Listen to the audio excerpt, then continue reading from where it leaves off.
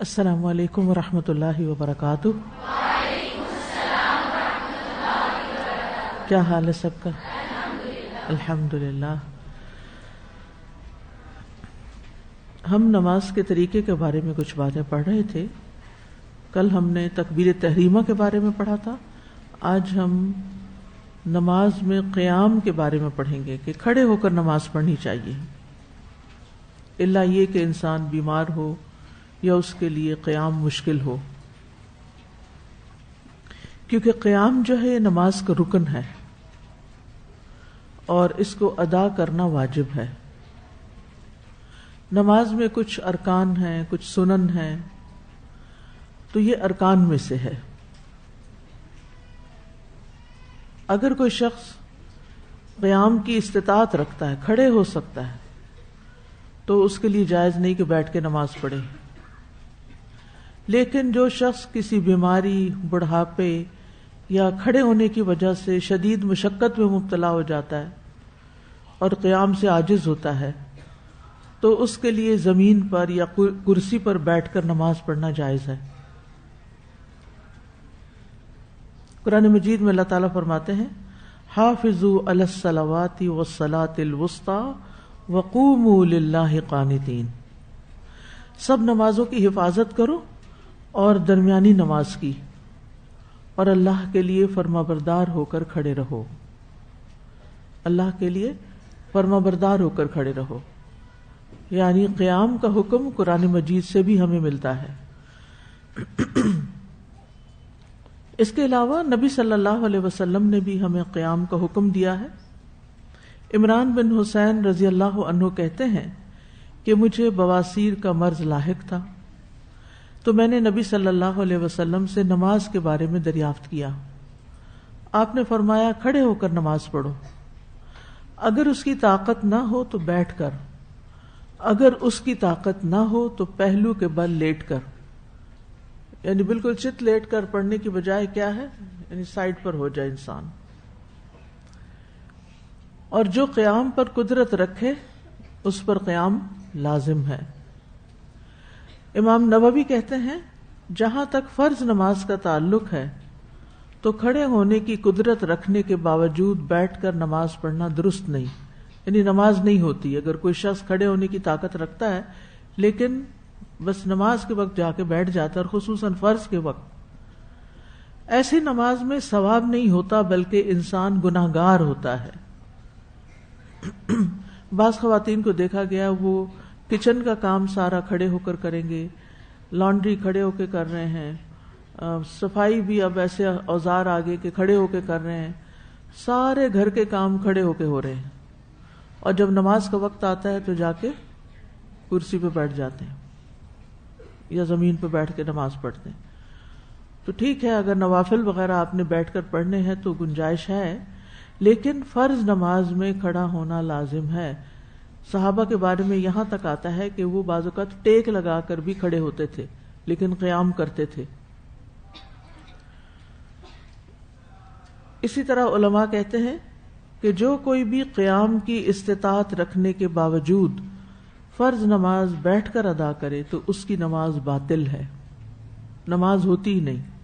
یعنی جو کھڑا ہو سکتا اور پھر بیٹھ جائے تو اس کی نماز نہیں ہوتی۔ ہاں، بیماری یا تکلیف کی وجہ سے بیٹھ کر نماز پڑھنے کی اجازت ہے، رخصت ہے۔ یعنی جو لوگ کھڑے نہیں ہو سکتے، ان کو کھڑے ہونے میں ڈر ہے کہ وہ گر جائیں گے، یا کچھ نماز انہوں نے، جیسے آج کل تراویح ہے تو کچھ نماز انہوں نے کھڑے ہو کر پڑھ لی، لیکن اب اگر مزید کھڑے ہوتے ہیں تو ان کو گرنے کا ڈر ہے یا زیادہ تھکاوٹ ہو کے مشکل ہو گئی ان کے لیے نماز، تو ان کے لیے اجازت ہے، یہ رخصت ہے کہ پھر وہ بیٹھ کر نماز پڑھ لیں۔ بعض لوگ کھڑے تو ہو جاتے ہیں لیکن رکوع اور سجدہ کھڑے ہو کر رکوع نہیں کر سکتے اور سجدے کے لیے زمین پہ نہیں جا سکتے، تو ایسے لوگ پھر کیا کر سکتے ہیں کہ جیسے کرسی کے پاس کھڑے ہو جائیں، قیام کر لیں، اور اگر رکوع بھی ہو جائے تو بہت اچھا، اور اگر نہیں ہو سکتا تو پھر بیٹھ جائیں، پھر بیٹھ کر رکوع اور سجدہ کر لیں۔ یعنی قیام جو ہے وہ بیٹھ کر نہ کریں. قیام کے لیے اگر ہمت ہے اور اپنے پاؤں پہ کھڑے ہو سکتے ہیں تو پھر کھڑے ہو کر لیں، اور باقی نماز پھر بیٹھ کے پڑھ لیں. جیسے زمین پہ نہیں جا سکتے تو کرسی پہ بیٹھ کے آپ پڑھ سکتے ہیں. لیکن یہ بھی یاد رکھیے کہ مریض کے لیے بھی کھڑے ہو کر نماز پڑھنے میں زیادہ فضیلت ہے. ٹھیک ہے. عمران بن حسین کی ایک اور روایت جو صحیح بخاری میں ہے، اس کے بارے میں آتا ہے کہ وہ مرض بواسیر میں مبتلا تھے. انہوں نے فرمایا کہ میں نے رسول اللہ صلی اللہ علیہ وسلم سے بیٹھ کر نماز پڑھنے کے بارے میں دریافت کیا تو آپ نے فرمایا اگر وہ کھڑے ہو کر نماز پڑھے تو افضل ہے، اگر بیٹھ کر پڑھے تو اسے کھڑا ہو کر نماز پڑھنے والے سے آدھا ثواب ملے گا. یعنی کھڑے ہونے والے کو پورا ثواب اور بیٹھنے والے کو آدھا. اب آپ دیکھیں کہ نماز تو آپ پڑھ ہی رہے ہیں، وقت تو آپ لگا ہی رہے ہیں، تو اگر تھوڑی سی مشقت انسان برداشت کر کے کھڑا ہو ہی جائے تو زیادہ بہتر ہے. الا یہ کہ اس کے جسم میں ایسی اکڑن ہے یا ایسی مشکل ہے کوئی کہ وہ زیادہ دیر نہیں کھڑے ہو سکتا تو اور بات ہے. اور جو لیٹ کر نماز پڑھے گا اسے بیٹھ کر نماز پڑھنے والے کے ثواب سے نصف ثواب ملے گا. تو 25% ہو گیا لیٹنے والے کا، 50% ہو گیا بیٹھنے والے کا، اور 100% ہو گیا کھڑے ہونے والے کا. تو اس لیے نماز کھڑے ہو کر پڑھیں. اللہ تعالی ہم سب کو اس کی توفیق عطا فرمائے. چلیے اب قصص القرآن کی کلاس میں آتے ہیں.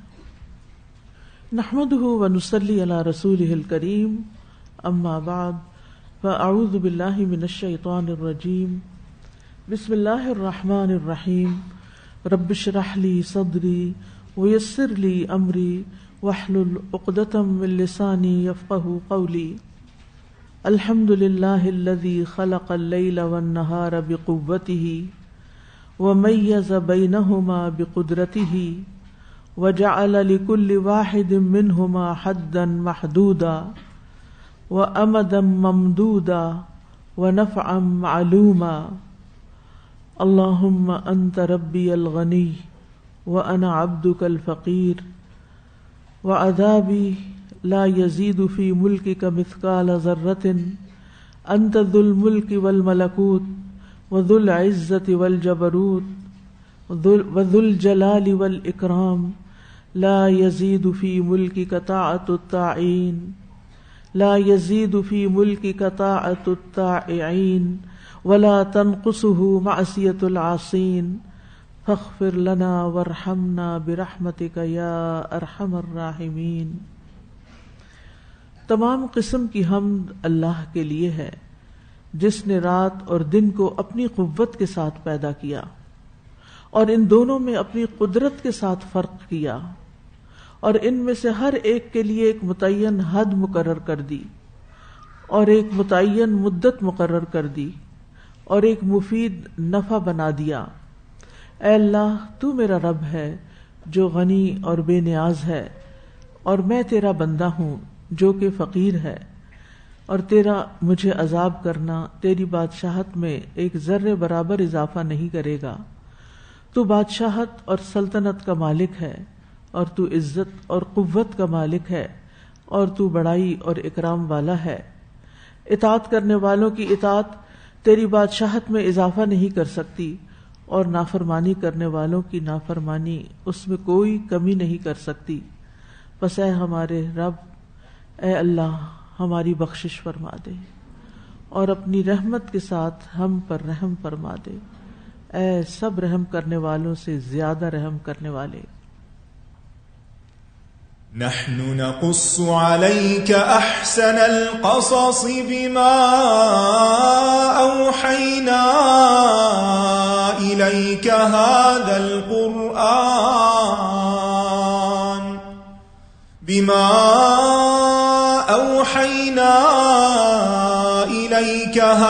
القرآن وإن كنت من قبله لمن الغافلين. پچھلے سبق میں ہم پڑھ چکے ہیں کہ جب قابیل نے اپنے بھائی کو مار ڈالا تو اسے سمجھ نہ آئی کہ اب وہ اپنے بھائی کی لاش کے ساتھ کیا کرے. اللہ سبحانہ وتعالیٰ نے ایک کوے کو بھیجا جس نے زمین کھود کر ایک مرے ہوئے کوے کو اس میں ڈال کر اس پر مٹی ڈالی. کوے کے فعل کو دیکھ کر قابیل کو بات سمجھ میں آ گئی تو وہ اپنے نفس پر ملامت کرتے ہوئے کہنے لگا، ہائے افسوس، میں اس کوے سے بھی گیا گزرا ہوں کہ اپنے بھائی کی لاش کو نہ چھپا سکا. پھر وہ اس پر پشیمان ہو گیا. فَأَصْبَحَ مِنَ النَّادِمِينَ. تو کس طرح اللہ سبحانہ وتعالیٰ نے ایک قاتل کی مشکل کو آسان کیا، یعنی قابیل کے لیے مسئلے کا حل پیش کر دیا، اور کس طرح اللہ سبحانہ وتعالیٰ نے حابیل کے لیے بھی اس کے مرنے کے بعد اس کی لاش کو چھپانے کا انتظام کیا. تو اس سے یہ پتہ چلتا ہے کہ اللہ سبحانہ وتعالیٰ بڑا ہی رحمان اور رحیم ہے. وہ سب پر اپنا رحم فرماتا ہے، گناہگاروں پر بھی اور نیکوکاروں پر بھی، اور اس کی اس مہربانی کے رنگ مختلف ہوتے ہیں. کسی کے لیے کوئی مشکل آسان کرتا ہے اور کسی کے لیے اس کی پردہ پوشی کا انتظام کر دیتا ہے. تو اللہ تعالیٰ سے دعا ہے کہ اللہ تعالیٰ ہم پر بھی اپنا رحم فرمائے. ہم اس آیت سے نکلنے والے اسباق کو پڑھ رہے تھے، تو اس میں ہم دیکھتے ہیں کہ اللہ سبحانہ تعالیٰ بے نیاز ہے، وہ جس سے چاہے اپنا کام لے لے. ہم دیکھتے ہیں کہ ملکہ سبا تک اسلام پہنچا کس کے ذریعے؟ ہدہد کے ذریعے. ہدہد ایک پرندہ تھا، اس کے ذریعے پیغام رسانی کا کام کیا گیا اور اس نے بہت آسان طریقے سے یہ کام کیا. ہم دیکھتے ہیں کہ کبوتروں سے بھی یہ کام لیا جاتا رہا، اور یہاں ہم دیکھ رہے ہیں کہ اللہ سبحانہ تعالیٰ کبے کے ذریعے ایک انسان کو تعلیم دے رہے ہیں. انسان اشرف المخلوقات ہے لیکن وہ عقل کل نہیں. بعض اوقات اس کی عقل اس کو سولوشن نہیں دیتی، لیکن وہ ماحول سے بہت کچھ سیکھ لیتا ہے. اور اگر انسان کی نگاہیں عبرت والی ہوں تو وہ ہر واقعے سے کچھ نہ کچھ سیکھتا ہے، ہر بات سے کوئی نہ کوئی سبق نکال لیتا ہے. وہ اپنے احساسات کے اظہار کا طریقہ بھی جانتا ہے، اللہ نے اس کو سکھایا ہے. تو ہدایت دو طرح کی ہوتی ہے، ایک ہدایت جو قرآن و سنت میں آ گئی ہے، اور ایک ہدایت کو ہدایت بیانی کہتے ہیں، کہ مختلف واقعات کے ذریعے انسان ہدایت پاتا ہے اگر ان پر وہ غور و فکر کرتا ہے. اور یہاں ہم دیکھتے ہیں کہ اللہ تعالیٰ نے کوے کے ذریعے ایک بڑے اہم معاملے کی طرف انسان کی یا انسانیت کی رہنمائی کی. ہم عام طور پر پرندوں کو بھی دیکھتے ہیں، دیکھ دیکھ کے عادی ہو جاتے ہیں. کبھی کوئی ڈفرنٹ کلر کا یا ڈیزائن کا پرندہ نظر آ جائے تو اس کی طرف تھوڑی سی دیر متوجہ ہوتے ہیں، یا مختلف آواز آتی ہے جب مائگریشن ہوتی ہے پرندوں کی، تو اس وقت کچھ نئے قسم کی چیزیں نظر آتی ہیں، یا پھر ہم مختلف ویڈیو کلپس میں دیکھ لیتے ہیں رنگا رنگ کے پرندے. لیکن عموماً ہم ان پرندوں کو جو کروڑوں کی تعداد میں پائے جاتے ہیں جیسے کوا وغیرہ ہے، ان کو توجہ نہیں دیتے، ان کی حرکات پہ غور نہیں کرتے، ان سے کوئی سبق نہیں سیکھتے. اور صرف سبق نہیں بلکہ عبرت، کہ جو یہ کر رہا ہے مجھے اس کی سطح پہ نہیں آنا، میں انسان ہوں، مجھے اس سے بہتر عمل کرنا ہے. جب اللہ سبحانہ تعالیٰ انسان کو کوے سے، چیونٹی سے، کبوتر سے اور ہدہد سے سکھاتا ہے تو انسان کے اندر کیا پیدا ہونا چاہیے؟ کون سے جذبات؟ عاجزی کے جذبات، شکر کے جذبات، کہ اللہ سبحانہ تعالیٰ نے مجھے اس چیز سے بھی سبق سکھا دیا. آپ کو معلوم ہے نا کہ تیمور لنگ کے بارے میں آتا ہے کہ اس نے دشمن پر کئی حملے کیے لیکن کامیاب نہ ہو سکا، آخرکار آ کے مایوس ہو کر بیٹھ گیا. تو اس کی نگاہ دیوار پہ پڑی جہاں ایک چیونٹی کیا کر رہی تھی، بار بار اوپر چڑھ رہی تھی اور گر رہی تھی اور چڑھ رہی، آخر وہ چڑھ گئی، آخری بار چڑھ گئی وہ. تو اس نے بھی یہی سوچا تھا کہ میں اس چیونٹی سے بھی گیا گزرا ہوں کہ میں مایوس ہو کر بیٹھ گیا ہوں. تو سیکھنے والا انسان جو ہر طرف نگاہ دوڑاتا ہے اور غور و فکر کی نگاہ سے دیکھتا ہے وہ چیونٹی سے بھی سیکھ لیتا ہے اور اس سے اس کی زندگی بدل جاتی ہے، اس کے اندر ایک بہت بڑی تبدیلی آ جاتی ہے. لیکن سیکھنے کے لیے انسان کو عاجزی اختیار کرنی پڑتی، ہمبل ہونا پڑتا ہے. وہ محاورہ نا عربی کا، العلم یضیع بین الحیاء والکبر، کہ علم حیا اور تکبر میں ضائع ہو جاتا ہے. جو شخص تکبر کرتا ہے، اپنے آپ کو بڑا عالم سمجھتا ہے، اپنے آپ کو بڑی چیز سمجھتا ہے، وہ کچھ نہیں سیکھ پاتا. اسی طرح یہ کہ بعض اوقات بظاہر معمولی نظر آنے والے پودے انسانوں کی شفاعت کا ذریعہ بن جاتے ہیں، ان میں انسانوں کے لیے بڑی خیر ہوتی ہے. تو یہ اللہ تعالیٰ کی حکمت ہے، اللہ تعالیٰ کی قدرت ہے. اللہ تعالیٰ جو چاہے بنائے، جیسے چاہے رکھے جس چیز کو. سبق یہ ہے کہ کسی چیز کو حقیر نہ سمجھے، کوے کو بھی حقیر نہ سمجھے. دنیا میں ان کی تعداد کروڑوں میں ہے، اور اگر آپ کسی بھی ملک میں جائیں تو برفانی علاقوں میں جائیں، گرم ترین علاقوں میں جائیں، ہر جگہ آپ کو کوہ ملے گا. اس کی تقریباً 40 اقسام ہوتی ہیں، 40 قسموں کے کوے ہوتے ہیں. لیکن کچھ چیزیں ان کے درمیان کامن ہیں، جیسے ان کی یادداشت بہت اچھی ہوتی ہے. وہ بعض اوقات خوراک کو چھپا کے رکھتے ہیں، اور بعض اوقات حفاظت کے لیے ایک جگہ سے نکال کے دوسری جگہ جا رکھتے ہیں. اسی طرح کوہ جب اپنا جوڑا بناتا ہے، یعنی میٹنگ کے لیے، تو تاحیات اسی کے ساتھ رہتا ہے، وہ ہر موسم میں تبدیل نہیں کرتا. یعنی ونس انہوں نے آپس میں، یعنی کہ میل اور فیمیل کے درمیان ایک بانڈنگ ہو جاتی ہے، تو پھر وہ مرتے دم تک رہتی ہے. کوے جس جگہ پیدا ہوتے ہیں وہی رہنا پسند کرتے ہیں، مائگریشن نہیں کرتے. جبکہ آپ دیکھیں کہ بہت سارے پرندے سردیاں کہیں گزارتے ہیں اور گرمیاں کہیں. کچھ انسان بھی سنو برڈز ہوتے ہیں. لیکن یہ کہ کوہ جہاں پیدا ہوتا ہے وہیں رہنا چاہتا ہے. بظاہر ہم کوے کی کہاں سنتے ہیں، لیکن اس کے ذریعے وہ ایک دوسرے سے کمیونیکیٹ کر رہے ہوتے ہیں اور ایک دوسرے سے اپنے میسیجز کنوے کر رہے ہوتے ہیں. مثلا ایک کوے کو کوئی چیز کھانے کی ملتی ہے تو وہ فوراً اوروں کو بلا لیتا ہے، اوروں کو بھی اکٹھا کر لیتا ہے. یا اسی طرح اگر ان کا بچہ کوئی اٹھا لے تو کیا کرتے ہیں، شور ڈال دیتے ہیں. اس پر ماہرین نے بہت ایکسپیریمنٹس بھی کیے ہیں ان کی زبان سمجھنے کے لیے، لیکن ان کی زبان کافی پیچیدہ ہے، انسانوں کو سمجھ آنی مشکل ہے. بعض اوقات کوے دوسرے جانوروں کی نقل بھی اتار رہے ہوتے ہیں. طوطا بھی اتارتا ہے، لیکن کوہ بھی اس میں ماہر ہے. تو بہرحال یہ ساری معلومات دینے کا مقصد یہ ہے کہ اللہ سبحانہ و تعالیٰ نے کوئی بھی چیز بیکار نہیں پیدا. کسی چیز کو حقیر مت سمجھیے اور کسی کو اگنور نہ کیجیے. ان فی خلق السماوات والارض واختلاف اللیل والنہار لآیات آپ کچھ کہنا چاہیں؟ جی بولیے.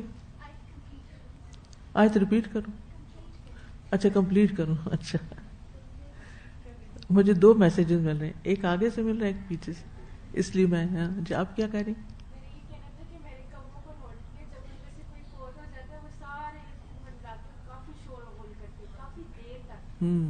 یعنی ایک کوہ اگر مر جائے تو کافی دیر تک شور و غل کرتے ہیں. کسی نے مجھے میسج پہ بتایا کہ ایک دفعہ کہ وہ 6 سال کی تھی اور انہوں نے دیکھا کہ ایک بچہ ایک کوے کے بچے کو گھر لے آیا، اور پھر وہ جب تو کوے نے شور مچانا شروع کیا.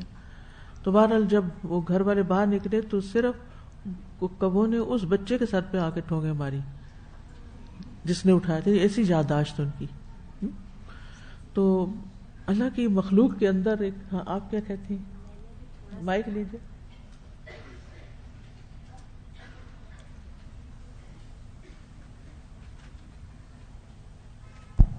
میں نے کل تھوڑا سا ان کے بارے میں پڑھا تو 2 چیزیں مجھے بہت لگیں جو ہم قرآن مجید سے ریلیٹ مجھے لگا. ایک تو یہی تھا کہ ان کی ویرائٹیز بہت زیادہ ہیں. دوسرا یہ تھا کہ انٹلیکچولی یہ اسمارٹ برڈز میں سے ہیں، اور تیسرا یہ تھا کہ ان کی کچھ ویرائٹیز ایسی ہیں جو باقاعدہ فیونرل کرتی ہیں اپنے، اگر کوئی کوا فوت ہو جاتا ہے تو اس کو دفن کرتے ہیں اور پھر وہاں رکتے ہیں کچھ ویرائٹیز با. تو مجھے یہ ہو رہا تھا کہ یہ جو ان کا تھوڑا سا عقل کا لیول ہے، شاید یہ وجہ ہے کہ اللہ تعالیٰ نے ان کے ذریعے سے قابیل کو دکھایا کہ دیکھو ان کی عقل جانور کی کیسی ہے. بالکل، اسی لیے تو اس نے کہا عجزت ان اکون مثل ھذا الغراب، کیونکہ اپنے آپ کو بڑی چیز سمجھتا کہ میں اتنا عاجز، اتنا کمزور ہوں کہ میں اس کوے جیسا بھی نہیں. تو اس کو اپنی حقیقت نظر آئی کہ میں کیا ہوں. تو بہرحال سبق یہ ہے کہ کائنات میں غور و فکر عبادت ہے اور یہ جاری رکھنا چاہیے. یہ کام ہم نے نان مسلمز کے حوالے کر دیا، وہ دن رات اس پہ لگے رہتے ہیں، محنت کرتے رہتے ہیں، اور ہم ان کی صرف چیزوں کو پڑھ کے خوش ہو جاتے ہیں. خود بھی غور کرنا چاہیے، خود بھی سیکھنا چاہیے. جو چیزیں آپ کے دائرہ کار میں آئیں ان کو اگنور نہ کریں، چاہے کوئی انسان ہو، چاہے کوئی کوا ہو، چاہے کوئی بھی ہو سکتا ہے. بعض اوقات آپ نے دیکھا ہوگا نا، پرندے آتے ہیں، ابھی گرمیاں شروع ہونے والی ہیں، پرندے آتے ہیں اور بولتے ہیں تھوڑی دیر، اور پھر منہ ان کا ایسے کھلا کا کھلا ہوتا ہے. کیا اس سے کیا سبق ملتا ہے؟ کیا کرنا چاہیے؟ پانی. سب لوگ ایک ایک کنالی خرید لیں. کنالی کیوں؟ آپ ہو سکتا ہے آپ کہیں کہ دو کنالی اس لیے کہ ایک تو وہ بھاری ہوتی ہے، جب بہت سارے پرندے اگر اس پہ بیٹھ بھی جائیں تو وہ پانی گرے گا نہیں. اگر ہم پلاسٹک کی کوئی چیز رکھیں گے تو دوسرا یہ کہ پلاسٹک تو ہمیں اپنے لیے بھی پسند نہیں، تو پرندوں کے لیے بھی نہ کریں. تیسری بات یہ ہے کہ مٹی کے برتن میں پانی کچھ نہ کچھ ٹھنڈا رہتا ہے. تو اگر ہو سکے تو ابھی سے، اگر آپ نے سردیوں میں کنالیاں اندر بند کر کے رکھ دی تو باہر نکال لیں. آپ کو پتہ نہیں کہ جہنم والے پانی مانگیں گے، اور دنیا میں پانی پلانا جو ہے وہ آخرت کے عذاب سے بچانے کا ذریعہ ہے. چاہے انسانوں کو پانی پلانا ہو یا جانوروں کو. اگر آپ کے اپنے لیے آپ کو بھول جاتا ہے، آپ بہت ہی مصروف انسان ہیں، تو اپنے ہیلپرز کو کہہ دیجئے، چوکیدار کو کہہ دیجئے کہ تم نے روز اس میں 1 لوٹا پانی ڈال دینا ہے، پہلا پانی گرا دینا. بچوں کو لگائیں اس کام پہ. بالکل. تو صرف یہ کہ توجہ دینے کی ضرورت ہے. تو انشاءاللہ اگر آپ پرندوں کو پانی پلائیں گے تو اللہ سبحانہ و تعالیٰ آپ کو سیراب رکھے گا. جی جی ہاں، کیونکہ وہ نقصان بھی دیتا ہے نا بعض اوقات، اس لیے. اس آیت سے ہمیں یہ پتہ چلا کہ قابیل جو تھا وہ قتل کرنے کے بعد اپنے بھائی کی لاش کو دیکھ کر اور اس کے بعد کے نتائج کو جو دنیاوی اعتبار سے تھے ان کو سامنے رکھتے ہوئے وہ شرمندہ ہو گیا، نادم ہو گیا. لیکن پھر بھی اس کی توبہ قبول نہیں ہوئی، جبکہ حدیث میں آتا ہے الندم التوبہ، کہ ندامت توبہ ہے. لیکن یہاں اس کی ندامت توبہ کے لائق نہیں تھی. وائی؟ اس لیے کہ ندامت 2 طرح کی ہوتی ہے، ایک قابل تعریف ہوتی ہے اور ایک قابل مذمت ہوتی ہے. تو اس واقعے میں بھی اس واقعے میں جو ندامت ہے وہ ندامت وہ نہیں تھی کہ جو انسان کو توبہ کی طرف لے جاتی ہے.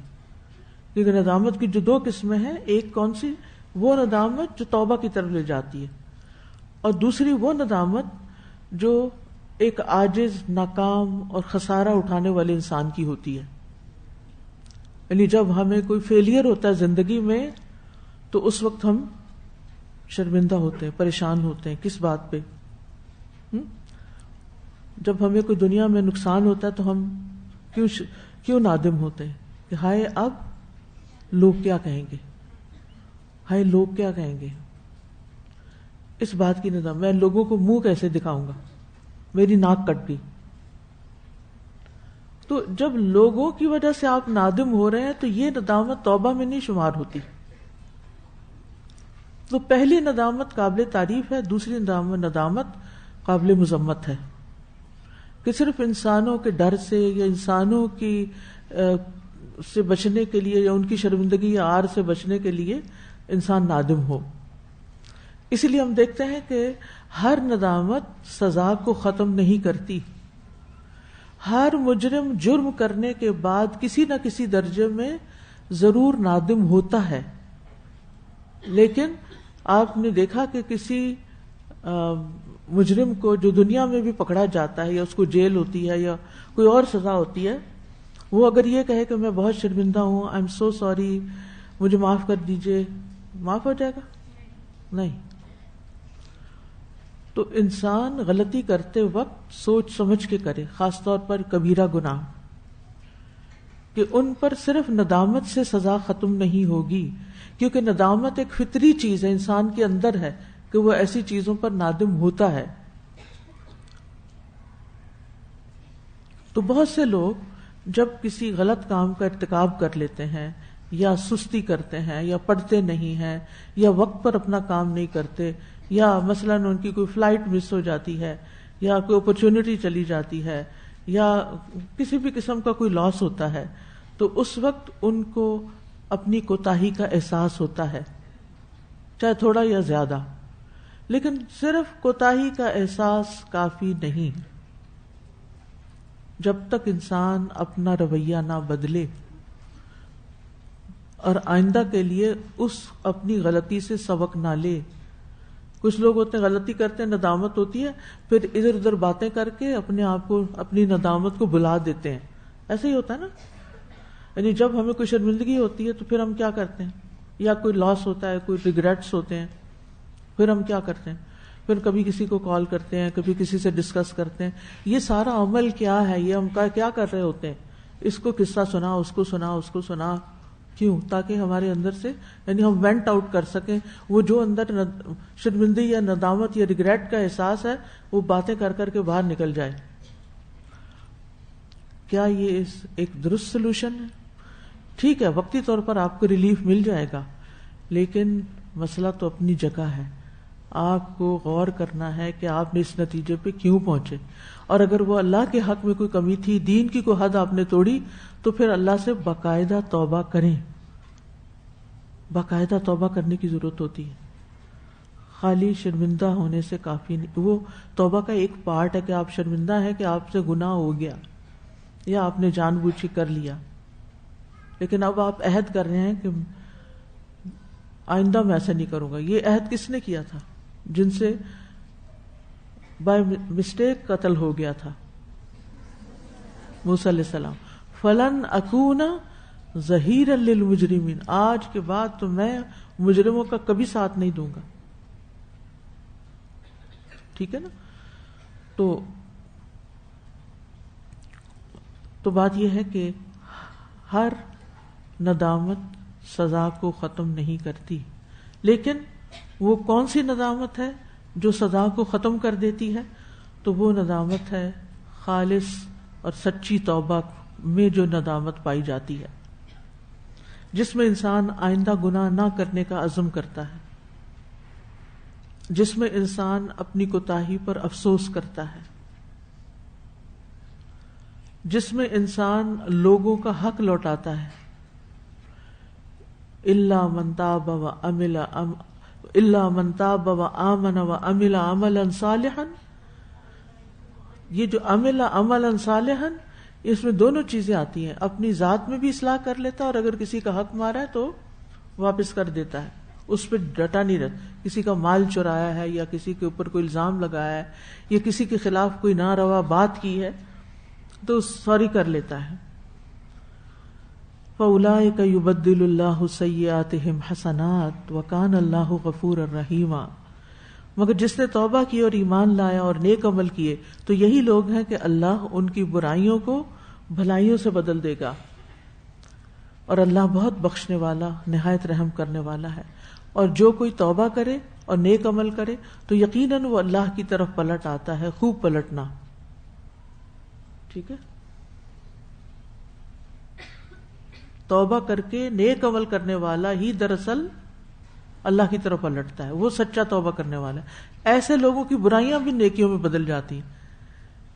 یعنی وہ جو آپ کی ریگریٹ اور شرمندگی کے احساسات ہیں اور رونا دھونا ہے اور اللہ کے حضور معافی مانگنی ہے، پھر اس سے کیا ہوگا کہ وہ جو گناہ تھا وہ دھل دھل دھل کے کیا بن جائے گا؟ نیکی بن جائے گا. پھر ایک اور سبق ہمیں اس آیت سے ملتا ہے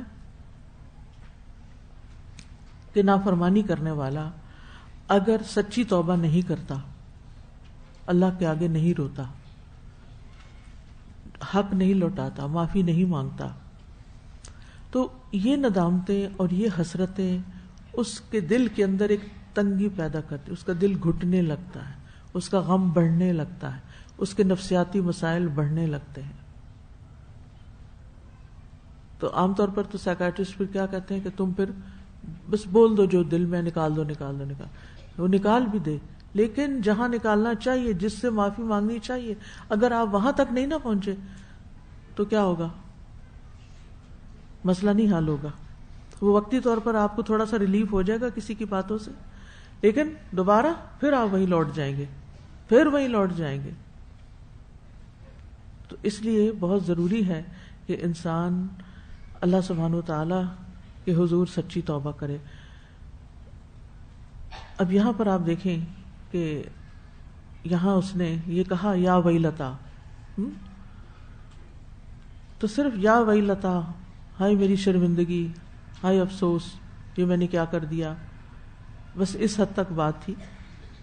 لیکن جرم سے توبہ نہیں کی کہ اس پر معافی مانگے یا کچھ کرے. تو جو مجرم انسان ہوتا ہے وہ پھر اپنے اندر ایک نفسیاتی جنگ کا شکار ہو جاتا ہے اور اپنے آپ کو ہی ملامت کرتا رہتا ہے، اور پھر اس کی پریشانیوں میں اضافہ ہی ہوتا چلا جاتا ہے. تو اس لیے ہمارا دین بڑا ہی خوبصورت دین ہے جو ہمیں سکھاتا ہے کہ اگر تم اللہ کے راستے سے دور گئے ہو تو کیا کرو؟ واپس پلٹ آؤ. توبہ کا کیا مطلب؟ واپس پلٹ آؤ.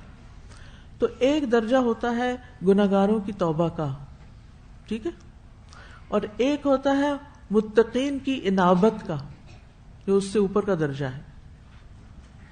توبہ کرنے والا گناہ سے توبہ کرتا ہے، اور منیب الا من اتی اللہ بقلب منیب بقلب سلیم، اور پھر جاء بقلب منیب، وہ قلب منیب والا ہر چھوٹی بڑی بات پر اپنا چیک رکھتے ہوئے اللہ کی طرف لوٹتا رہتا ہے.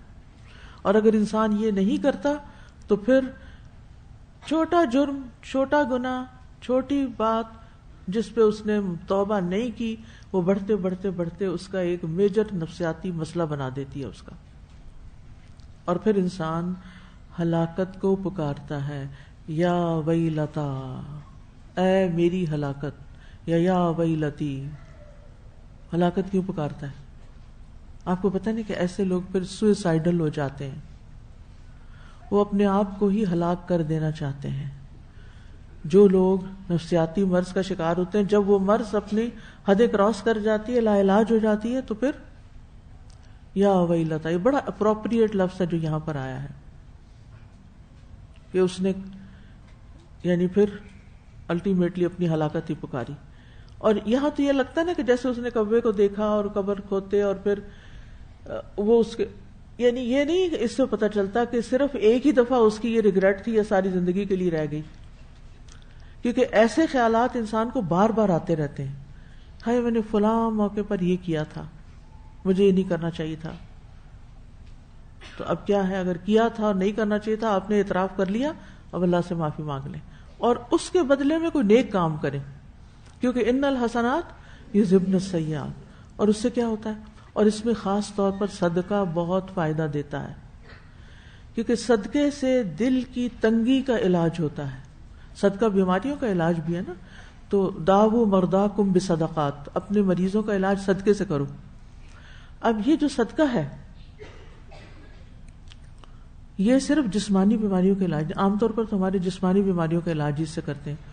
کوئی بیمار ہو گیا، زیادہ خطرناک بیماری آ گئی تو کیا کرتے ہیں؟ کیا کرو صدقے میں؟ کیا کرو؟ بکرا دے دو. کون سا بکرا؟ کبے جیسا. یہ کانسیپٹ ہے نا.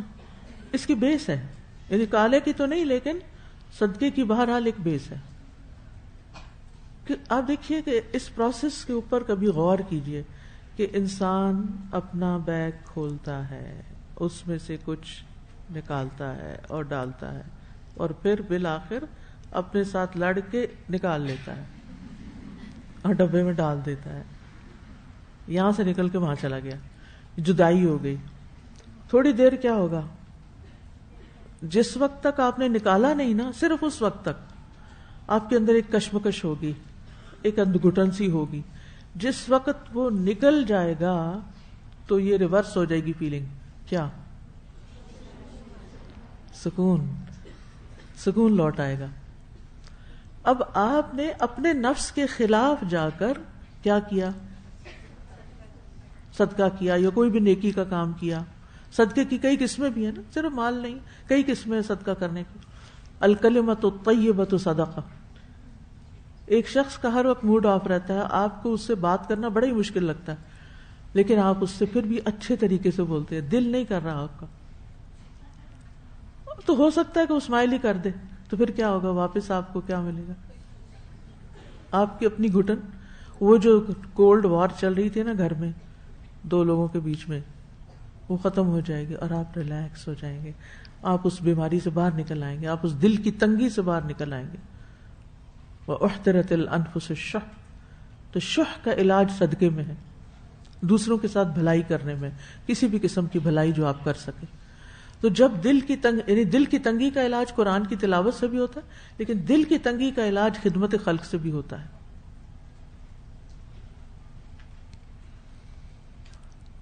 پھر ایک اور بات، یہ سبق ہمیں لینا چاہیے اس آیت سے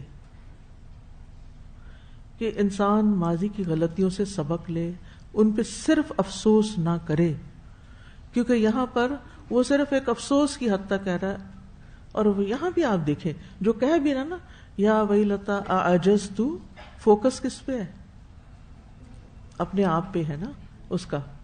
میں اتنا بھی نہیں، یعنی میں تو اپنے آپ کو بڑی چیز سمجھتا تھا، تو مجھ سے تو یہ بھی نہیں ہو سکا، یہ کیا ہوا، یہ تو نہیں ہونا چاہیے تھا. جو متکبر انسان ہوتا ہے نا، وہ اپنی غلطی بھی اس طرح نہیں مانتا جیسے ماننی چاہیے. اعجزت، کیا میں عاجز ہوں؟ جب جواب کیا ہوگا؟ ہاں ہو یا نہیں تم نہیں ہو. تو کیا واقعی ایسا ہے؟ یعنی انسان، یہ سوال ہے نا اس کا، اعجزت، کیا میں عاجز آ گیا کہ میں اس جیسا کام بھی نہ کر سکوں؟ تو وہ ایک سوالی انداز ہے. یہ اس کا انداز یہ نہیں ہے کہ میں تو واقعی بڑا عاجز ہوں، میں تو بڑا ہی کمزور ہوں، مجھ سے تو یہ بھی نہ ہو سکا. نہیں، عاجز تو انداز اس کا بڑا مختلف ہے. تو بعض لوگ ماضی میں جو غلطیاں کی ہوتی ہیں، ہم سب نے کی ہوئی ہیں، ہم میں سے کوئی بھی فرشتہ نہیں ہے. بچپن میں، جوانی میں، بڑھاپے میں، زندگی کے ہر سٹیج پہ ڈفرینٹ قسم کی ہماری آزمائشیں ہوتی ہیں. کسی میں پاس ہو جاتے ہیں، کسی میں فیل ہو جاتے ہیں. کیونکہ انسان کے لیے غلطی کرنا اس کی فطرت کا ایک حصہ ہے، سمجھو. تو اس سے مسٹیکس ہوگی، لیکن یہ مسٹیکس ہمیں کچھ سکھانے کے لیے آتی ہیں، سبق لینے کے لیے، صرف افسوس کے لیے نہیں. صرف یہ نہیں کاش یہ نہ ہوتا، کاش وہ نہ ہوتا، کاش میں یہ نہ کرتی، کاش میں وہاں نہ جاتی، کاش میں اس سے دوستی نہ کرتی، کاش میں اس کو دوست نہ بناتی. یہ قیامت کے دن بھی لوگ کریں گے. جب کیا کہیں گے؟ یا لیتنی لم اتخذ فلانا خلیلا، کاش کہ میں فلاں کو دوست نہ بناتا. یہ وہاں بھی ہوگا، دنیا میں بھی ہم بس اتنا ہی کرتے ہیں، کاش میں اس کے ساتھ وہاں نہ جاتی، کاش میں اس کی بات نہ سنتی، وغیرہ وغیرہ. یہ صرف یہ جو کاش ہے نا، یہ ریگریٹس ہی پیدا کرتا رہتا ہے. اس سے بھی باہر نکلنا چاہیے. ہم میں سے ہماری ایک عام کمزوری ہے جو سب میں ایک درجے میں پائی جاتی ہے، اور وہ یہ کہ کچھ لوگ ہم میں سے ماضی میں جیتے ہیں، جو کہ اکثریت ہے لوگوں کی. ماضی یہ ہو گیا، فلاں نے یہ کر دیا، یعنی ماضی قریب یا ماضی بعید دونوں کا سفر جاری رہتا ہے پیچھے مڑ مڑ کے. اگر آج کسی نے صبح کچھ بات کہہ دی تھی تو وہ, یا کوئی اچھی بات بھی کہہ دی تو وہ مڑ مڑ کے وہی یاد آتی رہے گی, یا کوئی انسان چلا گیا زندگی سے تو وہ یاد آتا رہے گا, یا کوئی غلطی ہو گئی تو وہ یاد آتی رہے گی کوئی اور. رمضان میں خاص طور پر جب تھوڑی سی ہم دعاؤں میں یا عبادت میں بہتری کرتے ہیں تو ہمارا اندر ریویل ہونے لگتا ہے نا, پھر ہمیں جب صاف ہوتا ہے نا, دل صاف ہوتا ہے تو پھر ہمیں اپنی غلطیاں بھی ذرا نظر آنے لگتی ہیں. عام روزمرہ زندگی کی بھاگ دوڑ میں کم نظر آتی ہیں. اچھا, تو انسانوں کی اکثریت اس غلطی کا شکار رہتی ہے کہ وہ ماضی کو بہت یاد کرتی. بہت کم لوگ ہوتے ہیں جو حال میں رہتے ہیں. اس وقت کیا کرنا ہے, اس وقت مجھے سونا نہیں ہے. یہ سونے کی کلاس نہیں بلکہ سونے کی کلاس ہے, ٹھیک ہے نا. مجھے یہاں توجہ رکھنی ہے. اب جو گھر میں ہو گیا, اگر چولہا بند کرنا بھول گئے تھے تو کوئی بات نہیں,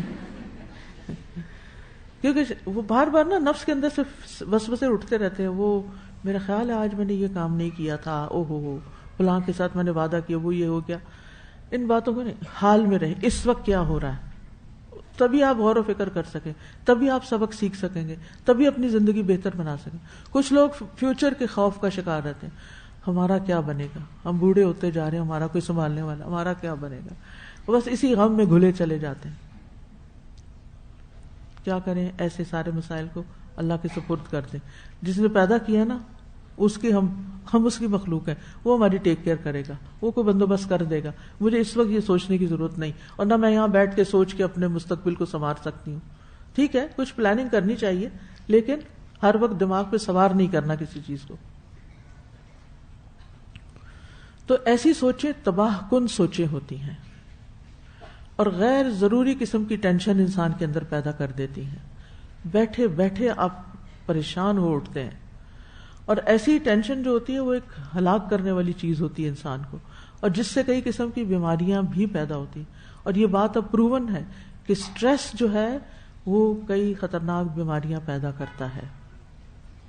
تو ایسی سوچیں, یعنی سمپل ورڈز میں ایسی سوچیں جو آپ کے سٹریس لیول میں اضافہ کریں, ان سے ہر صورت چھٹکارا پائیں, ان سے باہر نکلیں, اور اپنے دل کو قلب مطمئن بنائیں. گناہ ہو گئے ہیں تو توبہ کر لیں, کوئی نقصان ہو گیا ہے تو صبر کر کے اللہ سے اجر کی توقع رکھیں. مومن کو تو کانٹا بھی چبھتا ہے تو اس کے لیے اجر ہی اجر ہے. کوئی آپ کو فیوچر میں کوئی مشکل وقت پیش آنے والا ہے تو اس کو اللہ کے سپرد کریں, اس کی بھرپور تیاری کریں, لیکن ٹینشن سے باہر نکلیں. تو ماضی کی تلخ یادوں میں جینا ایسی عادت ہے جس کا نقصان یقینی ہے, لازم ہے, اور فائدہ کچھ بھی نہیں. کیونکہ جو ہاتھ سے نکل گیا وہ نکل گیا, اب وہ آپ پکڑ نہیں سکتے, واپس نہیں لا سکتے, پیچھے ٹریول نہیں کر سکتے. جو ہونا تھا ہو چکا. کہیں بھی آپ کی غلطی تھی, بچوں کو پالنے میں غلطی تھی, یا اپنی گروتھ کے سلسلے میں غلطی تھی, یا کسی گناہ کی غلطی تھی, کچھ بھی تھا, بس گزر گیا. اور ہمارے دین نے ہمیں اتنا خوبصورت رستہ دکھایا ہے توبہ کا کہ جس سے انسان پرسکون ہو جاتا ہے پھر. کیونکہ صرف افسوس کرتے رہنا, صرف ذہن میں تلخ باتیں یاد رکھنا, نیگیٹیوٹی رکھنا, یہ انسان عقل مند انسان کے لیے فائدہ نہیں. عقل مند انسان وہ ہے جو اس کو اس وقت زندگی میں نیکی کرنے کے, اچھے کام کرنے کے بھرپور مواقع ملے ہوئے ہیں, اور وہ ہر موقع سے فائدہ اٹھا رہا ہے. دیکھیں, ایک الرٹ مائنڈ کا انسان ہی ہر موقع سے فائدہ اٹھائے گا نا. جو چلتے ہوئے بھی سو رہا ہے, اور جو بیٹھ کے بھی سو رہا ہے, اور جو بس اپنے اندر ہی گم ہے اور پتہ نہیں کہاں ماضی میں بیٹھا ہوا جا کے, وہ اپنی زندگی سے کیا فائدہ اٹھا سکتا ہے؟ یہ ایک دفعہ ملی ہے, ہم نے اس سے فائدہ اٹھانا ہے. ایسی ساری ندامتوں سے اور ایسی چیزوں سے باہر نکلنا ہے. اب اس کے لیے تھوڑا سا اپنا ذاتی جائزہ لے لیں, اپنے اوپر کام کریں, اپنی جرنلنگ جو میں نے آپ کو کہا کریں, کچھ لکھ لیا کریں کچھ چیزیں. تو اس میں آپ یہ لکھیں کہ جس چیز کی بھی مجھے گلٹ ہے اس کے پیچھے میری کیا فیلنگز ہیں, میں کس بات پہ نادم ہوں. ہمیں سے ہر ایک کو کوئی نہ کوئی ندامت ہوتی ہے, اور کبھی اچانک آ کے چلی جاتی ہے, کبھی رہ جاتی ہے, کبھی. بہرحال ہم اپنے ماضی کے سلسلے میں ندامت کا شکار ہو, یا پریزنٹ میں بھی کوئی ہوئی بات. تو بیسیکلی میں کس بات پہ نادم ہوں, اس چیز کو آئیڈینٹیفائی کریں. میں نادم ہوں اس چیز پہ, لکھ لیں اس چیز کو. تو ہمیں اپنے اندر کی ہر چیز کو ڈیٹیکٹ کرنا ہے، چاہے وہ انوی ہے، چاہے اینگر ہے، چاہے ریگریٹس ہیں، چاہے کوئی خوف ہے، کوئی بھی چیز لکھیں اس کو کہ مجھے اس چیز کا خوف ہے، کیوں ہے. پھر اپنی موجودہ عادت کا جائزہ لیا کریں کہ صبح سے لے کے اب تک میں کن کن باتوں پہ پریشان ہوئی ہوں، حال کی، ایک تو ماضی کی نا، ایک حال کی. کیا اس پریشانی کی وجہ سے میرے ایموشنز اوپر نیچے ہوئے ہیں؟ بعض اوقات ہمیں کوئی چیز چبھی ہوئی ہوتی ہے مگر ہمیں سمجھ نہیں آ رہی ہوتی، ہم کھوج نہیں کر پاتے کہ یہ کیا ہوا تھا، کیوں ہوتا ہے نا، دل خراب ہونے لگتا ہے، سمجھ نہیں آتی پتہ نہیں کیا ہوا ہے، پتہ نہیں کیا. تو بعض اوقات ایسی خفگی اپنے اوپر آنے لگتی ہے کہ جس کی ہمیں خود بھی سمجھ نہیں آتی کہ یہ کیا ہے. تو پہلا سٹیپ یہ ہے کہ اپنی روزمرہ زندگی میں اپنا جائزہ محاسبہ کرتے ہوئے یہ دیکھیں کہ میں کس بات پہ جلدی پریشان ہو جاتی ہوں، کون سے میرے ٹریگر پوائنٹس ہیں، کون سی چیزیں مجھے جلدی پریشان کرتی ہیں. کچھ چیزیں ہوتی ہیں نا، بس ان سے انٹریکشن ہوا نہیں تو آپ پریشان ہو، کچھ خاص لوگ نظر آئے تو آپ پریشان ہو گئے، کوئی خاص کھانے کی چیز دیکھی تو پریشان ہو گئے کہ یہ فلاں وقت میں نے کھایا تھا اور مجھے فوڈ پوائزننگ ہو گئی تھی. یعنی ہمارے موجودہ جو نظر آنے والی چیزیں نا، ان کا کوئی ہمارے پاسٹ ایکسپیرینس کے ساتھ ایک کنیکشن ہوتا ہے. تو پاسٹ کو سمجھنے کے لیے موجودہ اپنے دل کی کیفیت کو لازم پرکھے کہ یہ آج جس بات میں پریشان ہوئی ہوں کیوں پریشان ہوئی. اور پھر آپ دیکھیں کہ اس کی وجہ سے ہو کیا رہا ہے مجھ پہ. میرا وقت جا رہا ہے، ضائع ہو رہا ہے، میں فوکس نہیں کر پا رہی، میرا نماز میں، قرآن میں، کلاس میں دل ہی نہیں لگ رہا. تو سب سے پہلے کنفرم کریں کہ کیا چیز ہے جو آپ کو بادر کر رہی ہے. وہ کون سی، وہ جو چھوٹا سا کانٹا چبھ جاتا ہے نا، ہوتا اتنا چھوٹا سا، کیا مجال جی آرام سے بیٹھنے دے جب تک اس کو نکالنا دے. ایسے ہی دل میں بھی کچھ باتیں چبھی ہوئی ہوتی ہیں، نہیں آرام کر سکتے جب تک آپ ان کو نکالنا دیں. اب آپ نے آئیڈینٹیفائی کر لیا، اور یہ آپ نے خود ہی کرنا ہے اپنا، کہ کیا چیز تھی، کیا چیز، غور کرتے جائیں آپ پکڑ لیں گے اس کو، او یہ تھی. ٹھیک ہے نا.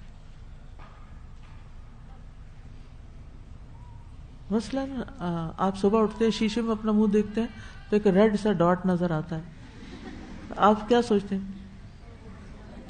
رات کوئی مچھر آیا تھا جو مجھے کاٹ گیا. ساتھ ہی آپ کو ڈینگی یاد آ جاتا ہے. تو اب کیا کریں گے اگلے دن کے لیے؟ سوتے وقت میک شور کریں گے کہ مچھر نہیں ہو. یہ آپ نے کیسے کر لیا کہ اگلے دن آپ سارے کمرے کو دیکھ رہے ہیں، اسپرے کر رہے ہیں، جو بھی کر رہے ہیں، کیونکہ آئیڈینٹیفائی کر لیا آپ نے کہ یہ ڈاٹ مچھر کے کانٹے کا ہے. تو آئیڈینٹیفائی کر لیں، پھر اس کے بعد اس کے آپ علاج کی طرف آئیں گے.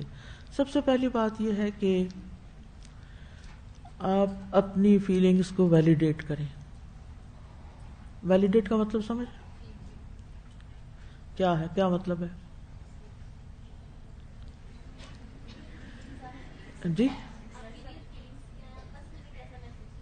جی یعنی اب ان کو محسوس کر کے ان کو جانچیں ایک طرح سے، اور انہیں کہیں اٹس اوکے، ایسے ہو جاتا ہے، انسان سے غلطی ہو جاتی ہے، فلاں یعنی جو بھی ریزن ہے. اب مچھر ہے تو موسم بدل رہا ہے، مجھے کھڑکیاں دروازے بند کر کے رکھنے ہیں، تو it's not a big deal. ہر مچھر ڈینگی والا نہیں ہوتا. تو مجھے اتنا خوف نہیں اپنے اوپر سوار کر لینا چاہیے کہ میں کہیں مر ہی نہ جاؤں. تو اینالائز کرنے کے بعد پھر اپنے سے اپنے آپ کو یعنی کہ اس کی ریزنز کو دور کرنے کے لیے، یعنی اس گلٹ کو پھر اپنے سے نکالنے کے لیے پھر دیکھیں کہ اس کی وجوہات پر غور کریں گے، اور پھر آپ جانیں گے کہ یہ اس موسم میں ہونا ہے اور یہ ہوگا اور یہ ہو جاتا ہے. مثلا آپ کے منہ سے کوئی بات نکل گئی جس کے بعد آپ بے چین ہیں، ہم انسان ہوں، ایسا ہو جاتا ہے.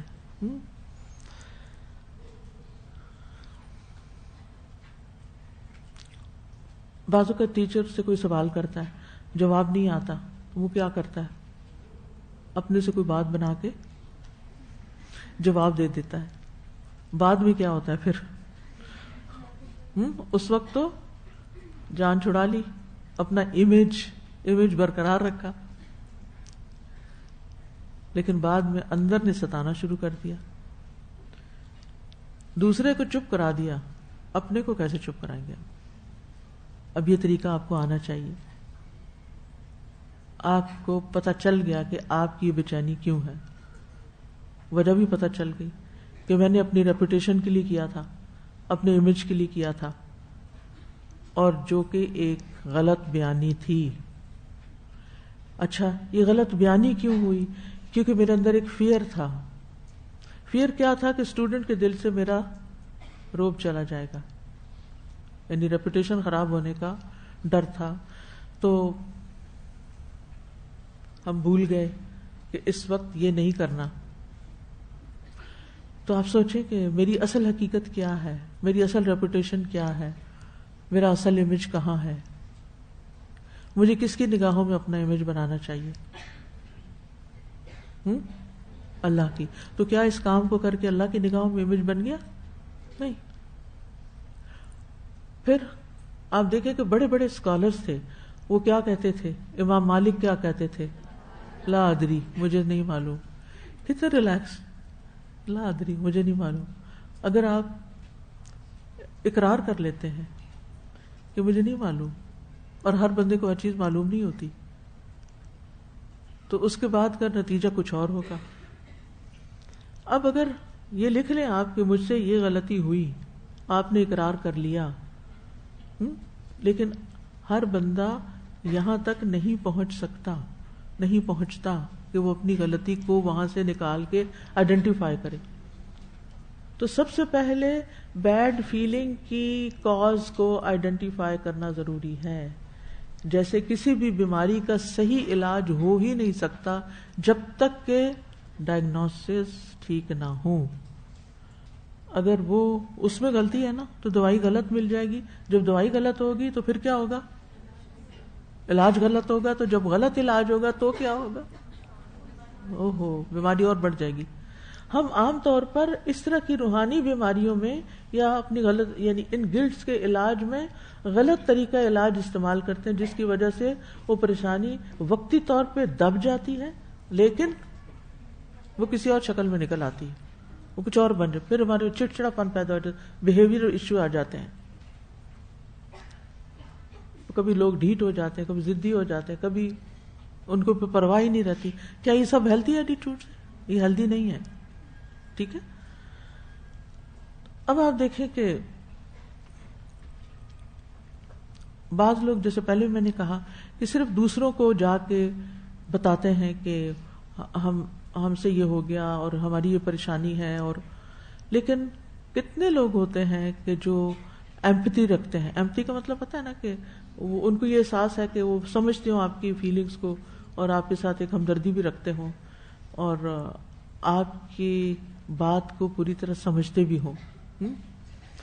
تو کئی دفعہ ایسے نہیں ہوتا کہ آپ کسی کو بڑا قابل سمجھ کے اس کے پاس جاتے ہیں دوا لینے اپنے مرض کی، اپنا مسئلہ ڈسکس کرنے، اور اس کا جواب اتنا پٹھا ہوتا ہے کہ آپ پہلے سے بھی زیادہ پریشانی لے کے لوٹتے ہیں. کوئی فائدہ نہیں ہوتا. اب آپ دیکھیں، اگر کوئی اسٹوڈنٹ آپ کے پاس آ کے کہتی ہے کہ ٹیچر مجھ سے غلطی ہوگی، میں نے آج چیٹنگ کر لی ہے پیپر میں، اول تو کوئی کہے گا نہیں، لیکن اگر کوئی اپنا گلٹ دور کرنے کے لیے آ کے کنفیس کر رہا ہے تو پھر کیا ہوگا؟ کیا واقعی وہ آپ کی بات سمجھے گی؟ یعنی آپ نے جس سے بات کی، اگر اس کے اندر ایمپتھی ہو تو وہ فوراً دیکھے گی کہ کیا ریزن بنی، کیوں یہ بچہ یہاں تک کیوں پہنچا، وہ اس کا علاج کرے گی. اور اگر اس کے اندر ایمپتھی نہیں تو وہ کہے گی آپ قرآن پڑھنے والے لوگ ہیں، آپ کے اندر خدا خوفی نہیں ہے، آپ پھر بھی ایسا کرتے، اور بات ختم، نصیحت ہو گئی.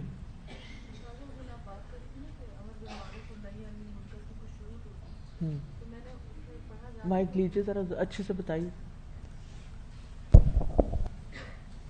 شروع سے بتائیے.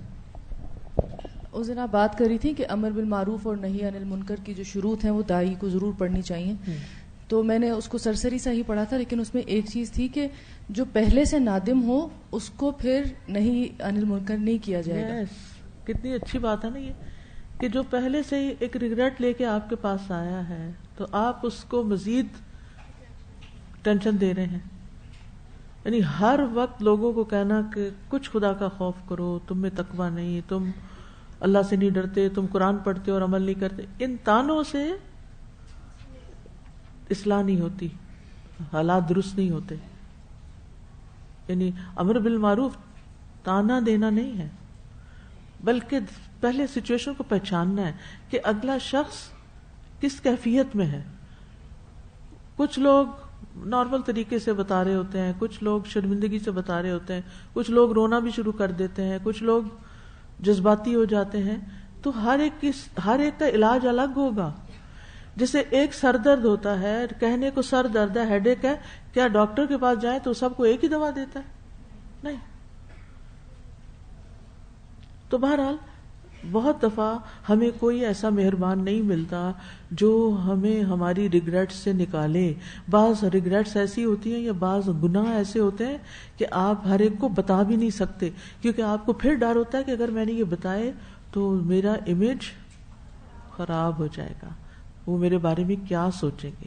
اچھا، اب وہ جس کے پاس آپ گئے اس نے آپ کا ایک علاج تو کر لیا، آپ ایک اور ریگریٹ لے کے آ گئے، اب امیج کی ہو گئی پریشانی. پھر بار بار خیال آ رہا ہے وہ کیا سوچتی ہوگی، میں ایسی بری ہوں، وہ کیا سوچتی، وہ کیا، ایک کب آسمان سے گرے کھجور میں اٹکے. اور ایک عادت بھی بن چکی ہوتی ہے اس طرح کا انسان بنے رہنے کی. لیکن ان چیزوں سے انسان کی پروڈکٹیوٹی متاثر ہوتی ہے. آپ کی زندگی بڑی قیمتی ہے، آپ نے زندگی میں بہت کچھ کرنا ہے. ایسی پریشانیوں میں سوئے نہیں رہنا یا ان کو بھلانے کے لیے غلط طریقے استعمال نہیں کرنے، ان کو آئیڈینٹیفائی کر کے، پن پوائنٹ کر کے وہاں سے ان کو اپروٹ کرنا ہے. ٹھیک ہے، تو یعنی آئیڈینٹیفائی کیا، پھر ریزنز ڈھونڈی، پھر ویلیڈیٹ کیا کہ ایسی چیزیں انسانوں سے ہو ہی جاتی ہیں. انسان اپنی اوقات کو پہچانتا ہے کہ میں ایک کمزور انسان ہوں، یہ میرے خمیر میں ہے کہ مجھ سے غلطی ہوگی، میں سلپ ہوں گا. لیکن اصل بات یہ کہ اٹھنا کیسے ہے، سارا فوکس اس پہ ہونا چاہیے، ان اخلاقی برائیوں کو ختم کیسے کرنا ہے. تو اصل میں یہ کام تو ہمارے دین نے ہمیں دیا ہے، کنتم خیر امۃ اخرجت للناس تأمرون بالمعروف وتنہون عن المنکر. آپ کچھ کہہ رہی ہیں؟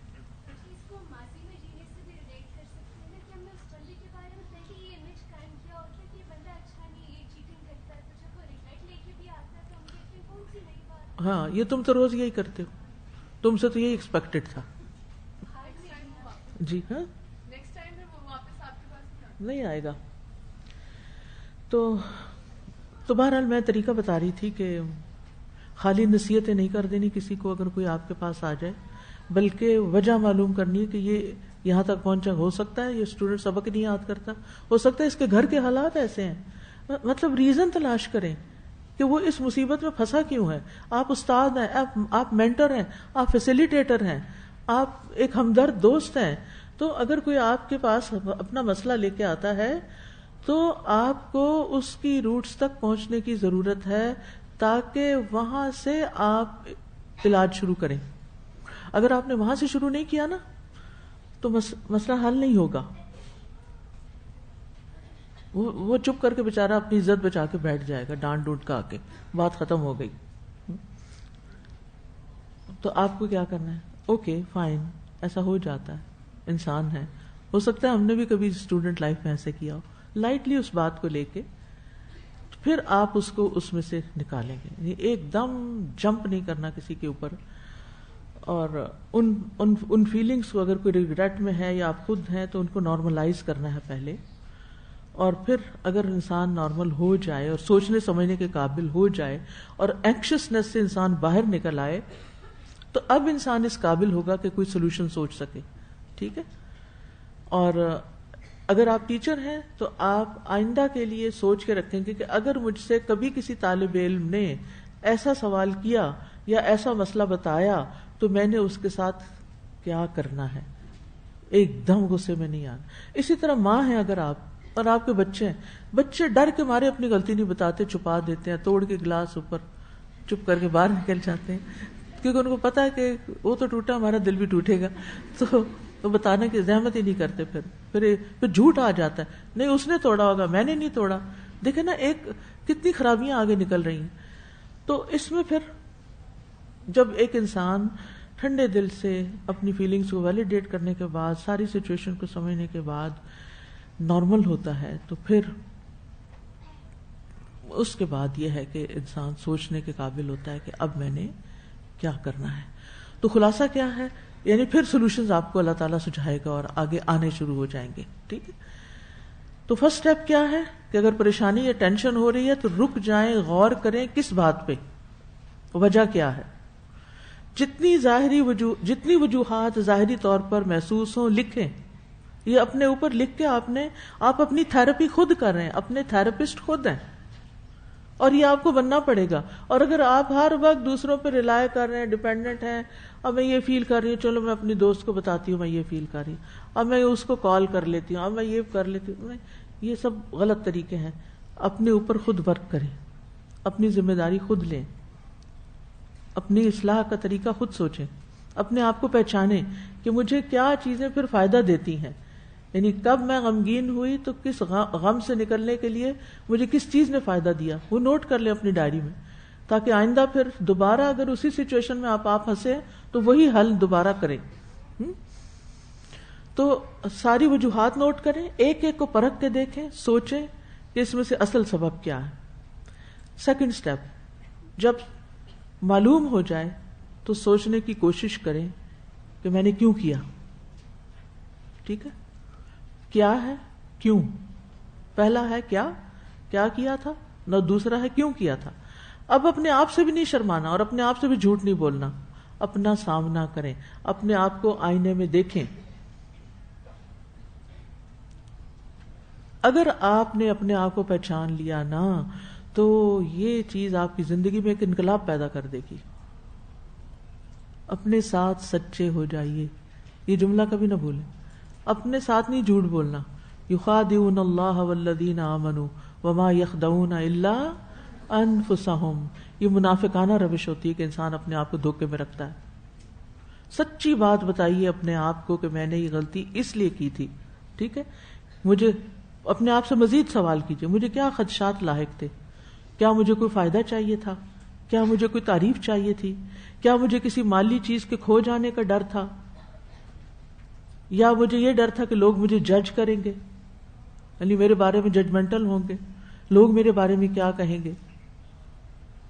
کیا مجھے یہ ڈر تھا کہ اگر میں نے یہ نئی بات کہی یا میں اس طرح نہیں اپنے آپ کو پیش کروں گا، یعنی کہ جھوٹا پیش کرنا، جس کی وجہ سے تو میرے کوئی دوسرا آگے نکل جائے گا. اس طرح اگر میں وقتی طور پر بن کے خوش آمدیں کروں گا یا جھوٹی باتیں کروں گا تو میں دوسرے سے آگے نکل جاؤں گا. کہیں مجھے کوئی انسیکیورٹیز تو نہیں جن کی وجہ سے میں یہ کام کر جاتی ہوں. کچھ چیزیں عادت ہوتی ہیں لوگوں کی، جھوٹ بولتے رہنا.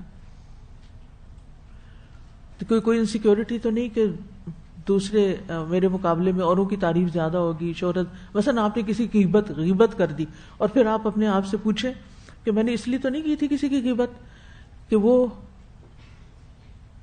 عام طور پہ کب غیبت کرتے ہیں؟ جب کسی کو لیٹ ڈاؤن کرنا چاہتے ہیں، برا ثابت کرنا چاہتے ہیں، یہی وجہ ہوتی ہے نا غیبت کی موسٹلی، اور بھی ہو سکتی لیکن ڈومیننٹ وجہ ہوتی ہے، اور اس کے پیچھے پھر حسد بھی ہوتا ہے یا تکبر ہوتا ہے کہ میرے سے آگے کوئی نکل جائے، اور خاص طور پہ اگر کوئی کسی کی تعریف کر دے بھول کے، اول تو لوگ کرتے نہیں، اور کوئی کر ہی دے تو پھر ہمیں پریشانی لگتی ہے کہ نہیں اب یہ تو اس کا نام اونچا ہو گیا اور میں گئی نیچے، تو بہتر ہے میں 2-4 کوئی اس کی غلطیاں بتاؤں ساری مجلس میں، تاکہ اس کا نام بدنام ہو، اور یہ جو میرے سے آگے نکلنے والی ہے میں اس سے آگے نکل جاؤں اس کو پیچھے کر کے۔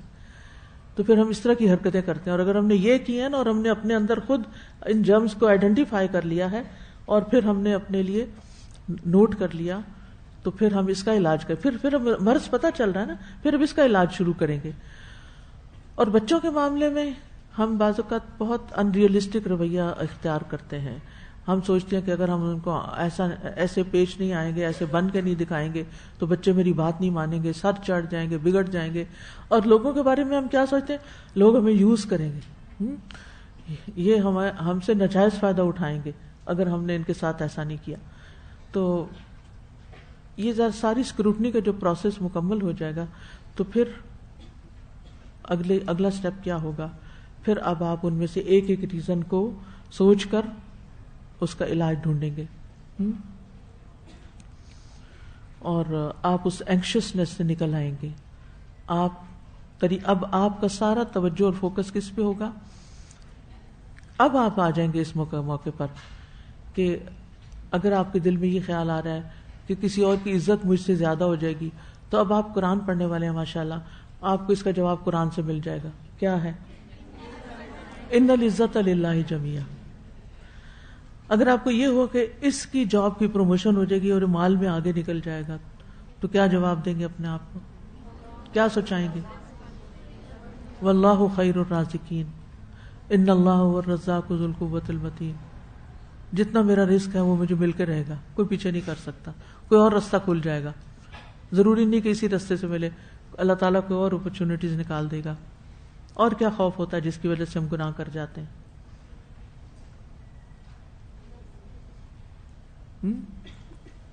یہ ابھی چونکہ یہ بہت نئی باتیں ہیں نا، جب آپ ان کو لکھیں گے نا، لکھ کے سچ بولیں گے، بے شک کاغذ پھاڑ دیں بعد میں، اگر تو ڈائری میں لکھیں اور لکھے رہیں اور ڈائری چھپا لیں، لاک لگا لیں تو کوئی بات نہیں، وہ تو زیادہ ہی اچھا ہے، لیکن یہ آپ کو کرنا پڑے۔ جب تک آپ اپنے لیے خود ایسا کریں گے نہیں نا، اپنی وجوہات کو تلاش نہیں کریں، اپنے غلط عمل کی وجوہات تلاش نہیں کریں گے تو آپ علاج نہیں کر سکتے۔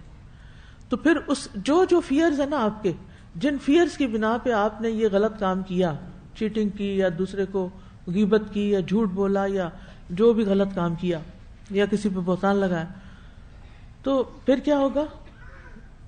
پھر آپ ان وجوہات کو اپنی بیماری کی سمٹم سمجھ کر ان کا علاج کریں گے، ٹھیک ہے؟ اور پھر قرآن و سنت سے مدد لیں گے، پھر دعا سے مدد لیں گے، پھر یہ آخری سٹیپ کے طور پر آئے گا۔ یہاں سے پتہ چلے گا کہ آپ نے اپنی غلطی بھی پہچان لی اور اس پر اللہ تعالیٰ کے سامنے شرمندہ بھی ہیں، اور آپ اس کی اصلاح بھی کرنا چاہتے ہیں، اور آپ اس سے نکلنا، پھر آپ ایک ہلکے پھلکے انسان ہوں گے۔ اور آپ جب نماز پڑھیں گے تو آپ کی نماز کا لیول ہی کچھ اور ہوگا، کوئی پھر بار بار وہی خیال نہیں آئے گا۔ آپ قرآن پڑھیں گے، آپ پڑھائیں گے، آپ کسی سے بات کریں گے، اللہ تعالیٰ آپ کی زبان پہ حکمت جاری کر دے گا، کیونکہ آپ اپنے اوپر سخت مشقت کر چکے ہیں، آپ اپنے ساتھ کام کر چکے ہیں، آپ اپنے آپ کو پہچان چکے ہیں۔ جو اپنے آپ کو پہچان لیتا ہے نا اور اپنی غلطیوں کو پہچان لیتا ہے، اس کو دوسروں کو پہچاننے میں بھی دیر نہیں لگتی، کیونکہ اسے پتا ہم سب انسان ایک جیسے ہی ہیں نا۔ کوئی آپ کے پاس مسئلہ لے کر آتا ہے تو آپ کو فوراً سمجھ آ جاتا ہے، کیونکہ آپ خود اس پروسیس سے اپنے آپ کو گزار چکے ہوتے ہیں۔ تو پھر آپ کو لوگوں کا مسئلہ جلدی، پھر آپ کو لوگوں سے ہمدردی بھی ہوگی، پھر آپ لوگوں کو راستہ بھی بتائیں گے، پھر آپ دوسروں کے فائدے کے بن جائیں گے۔ تو خیر الناس انفعہم للناس، لوگوں میں بہترین انسان وہ ہے جو لوگوں کے لیے سب سے زیادہ نفع مند ہے۔ رات کو نیند بھی اچھی آئے گی، ایسا قلب مطمئنہ نصیب ہوگا انشاءاللہ کہ موت کے وقت بھی ایک سکون ہوگا کہ دنیا سے جا رہے ہیں، یا ایتھا النفس المطمئنہ. اس کو اچیو کرنا یہ ہمارا ٹارگٹ ہے، گول ہے. اور یہ واقعات ہم اسی لیے پڑھ رہے ہیں کہ ان سے سبق لے کر ہم اپنے آپ کو ان غلطیوں سے بچائیں کہ جس میں دوسرے پڑ گئے. تو کرنے کے کام کیا ہے کہ اللہ سے معافی کی امید رکھنی ہے، اللہ کی رحمت کی امید رکھنی ہے. جیسے ہی گناہ ہو جائے فوراً توبہ کرنی ہے اور سچی توبہ کرنی ہے. اور سچی توبہ یہ ہے کہ گناہ کی طرف دوبارہ نہیں پلٹنا. ربنا آتنا فی الدنیا حسنۃ وفی الآخرۃ حسنۃ وقنا عذاب النار. ربنا آتنا من لدنک رحمۃ وہیئ لنا من امرنا رشدا. ربنا علیک توکلنا والیک انبنا والیک المصیر. ربنا آمنا بما انزلت واتبعنا الرسول فاکتبنا مع الشاہدین. ربنا اتمم لنا نورنا واغفر لنا انک علی کل شیء قدیر. یا اللہ ہمیں اپنے آپ کو پہچاننے کی توفیق دے. اللہ ہمیں اپنی غلطیوں سے باہر نکلنے کی توفیق دے. اللہ ہمیں سچی توبہ کی توفیق عطا فرما. اللہ ہمارے اندر کی بے چینیاں اور اینکشسنس اور پریشانیاں اور غم اور دکھ دور فرما دے. ہمیں یا رب قلب مطمئنہ نصیب فرما. یا رب العالمین جو کچھ ہم کر رہے ہیں اسے قبول کر لے اور ہمیں بہتری اور بہترین کی توفیق عطا فرما دے. یا رب العالمین ہمیں رمضان کے جاتے ہوئے دنوں میں بہترین کام کر لینے کی توفیق دے. اللہم وفقنا لما تحب و ترضی. یا اللہ ہمیں ان کاموں کی توفیق دے جن سے تو محبت کرتا ہے، جن سے تو راضی ہو جاتا ہے. یا اللہ ہمیں بہترین صدقہ خیرات کی توفیق عطا فرما، بہترین خشوع والی نمازوں کی توفیق عطا فرما اور بہترین محفوظ روزے رکھنے کی توفیق عطا فرما اور ہماری دعاؤں کو قبول کر لے. ربنا تقبل منا انک انت السمیع العلیم وتب علینا انک انت التواب الرحیم. وصلی اللہ تعالی علی خیر خلقہ محمد وعلی آلہ واصحابہ واہل بیتہ اجمعین برحمتک یا ارحم الراحمین. تو ہمیں اپنی غلطیوں کا اعتراف کرنا ہے، گناہوں پہ نادم ہو کر آئندہ نہ کرنے کا عزم کرنا ہے. صرف ندامت نہیں بلکہ اس کے ساتھ استغفار بھی اور گناہوں سے ڈرتے رہنا ہے. اللہ تعالیٰ سے دعا ہے کہ وہ ہمیں ان سارے نیک کاموں کی توفیق دے. ایک دو ضروری اناؤنسمنٹس ہیں. اس میں ایک تو یہ ہے کہ الہدیٰ انسٹیٹیوٹ کے تحت جو کورسز کروائے جا رہے ہیں ان میں داخلے جاری ہیں. تعلیم القرآن، تعلیم الحدیث، تدبر القرآن، تعلیم التجوید. 1 مئی سے کچھ اور کورسز بھی پیش کیے جا رہے ہیں جن کی تفصیل، یعنی جو ریگولر کورسز ہیں وہ تو 1 مئی سے شروع ہو ہی رہے ہیں، لیکن ایک اور کورس جو شروع ہو رہا ہے وہ حسن صحت کورس ہے. ٹھیک، یعنی اچھی صحت کیسے بنائیں ہم، کیونکہ صحت اچھی ہوگی تو پھر انسان سے کام بھی اچھے ہوتے ہیں. اور اس میں یعنی نبی صلی اللہ علیہ وسلم کا جو طرز زندگی تھا، آپ کے معمولات، غذائی عادات، سونا جاگنا، صحت، بیماری، ان چیزوں کے بارے میں رہنمائی دی جائے گی. پھر علاج بالغذاء کیسے، یعنی کھانے پینے کے طریقے جو ہیں وہ صحیح کر کے، پھر ہجامہ اور بیماریوں سے بچاؤ، شرعی اور مسنون دم وغیرہ، پھر ڈپریشن، سٹریس اور دیگر نفسیاتی مسائل سے کیسے بچنا ہے، پھر سوشل میڈیا ایڈکشن وغیرہ سے کیسے نکلیں، پورنوگرافی سے کیسے باہر آئیں، پھر نشہ آور چیزوں ایڈکشن وغیرہ سے کیسے نکلے انسان، ورزش کے اصول کیا ہیں، اور گھر میں اگر بوڑھے لوگ بیمار ہیں یا کوئی بیمار ہے تو اس کا خیال کیسے رکھا جائے. تو یہ انشاءاللہ تعالی جو ہے کورس ہوگا. اس کی تفصیلات آپ یہ ہر جمعرات کو 3:30 سے 5:30 ہے، 1 ویک ہے صرف. ٹھیک ہے، اور پورے سال پر محیط ہے.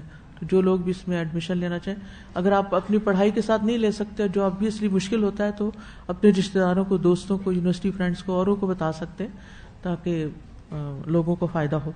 اسی طرح ہفتہ وار امثال القرآن پروگرام ہو رہا ہے جو مئی سے اپریل تک ہوگا، اور یہ صبح 10 بجے سے دوپہر 1 بجے تک ہے. یہ لاسٹ ایئر میں نے رمضان میں پڑھا ہے، پچھلے سال قرآن مجید میں جتنی مثالیں ہیں نا ان کی وضاحت کی تھی، کیونکہ قرآن مجید میں آتا ہے کہ ان کو صرف عقل مند لوگ ہی سمجھتے ہیں، تو علم والے ہی سمجھتے ہیں، اور عقل والے ہی، تو پھر یہ کہ کیا ہمارا شمار کس میں ہوتا ہے. تو ان مثالوں کو بطور خاص فوکس کر کے سمجھایا گیا ہے. تو جیسے اس رمضان کا پروگرام قصص القرآن ہے، تو اس رمضان کا پروگرام امثال القرآن تھا. تو اس میں خاص طور پر جو بچیاں اس وقت کورس سے فارغ ہو رہی ہیں ان کو میں حدیث کورس سے فارغ ہو رہی ہیں، تعلیم القرآن سے فارغ ہو رہی ہیں، ایسے 1 ویک کورسز میں دوسری مصروفیات کے ساتھ ضرور ایڈمیشن لے لیں، کیونکہ اس سے آپ ادارے کے ساتھ جڑے بھی رہیں گے اور نئی معلومات بھی ہوں گی. اسی طرح تدبر قرآن کورس ہے جو تعلیم القرآن کے بعد پیش کیا جاتا ہے. جس میں مزید گہرائی کے ساتھ قرآن مجید کو سمجھنے کی بات ہوتی ہے اور کچھ نئے سبجیکٹ پڑھائے جاتے ہیں. اور تذکیر القرآن یہ آن لائن کورس ہے اور ہر ہفتے کو صبح 10 سے دوپہر 1:30 بجے تک ہوتا ہے. تو مزید معلومات کے لیے شعبہ داخلہ سے رابطہ کریں یا الہدیٰ ویب سائٹ سے رجوع کریں تو آپ کو انشاءاللہ تعالی اور بھی معلومات مل جائیں گی. جزاکم اللہ خیرا. اب سنت پڑھ لیجئے اور جن کو جانا ہے وہ آرام سے خاموشی سے نکل جائیں اور ریڈ کارپٹس کے اوپر سنت نہیں پڑھیے تاکہ نکلنے والے آسانی سے نکل سکیں. سبحانک اللہم و بحمدک اشہد ان لا الہ الا انت استغفرک و اتوب الیک. السلام علیکم ورحمۃ اللہ وبرکاتہ. فاقصص القصص لعلهم يتفكرون. خاموشی خاموشی. اللهم صل على محمد وعلى آل محمد كما صليت على إبراهيم وعلى آل إبراهيم إنك حميد مجيد. اللهم بارك على محمد وعلى آل محمد كما باركت على إبراهيم وعلى آل إبراهيم إنك حميد مجيد.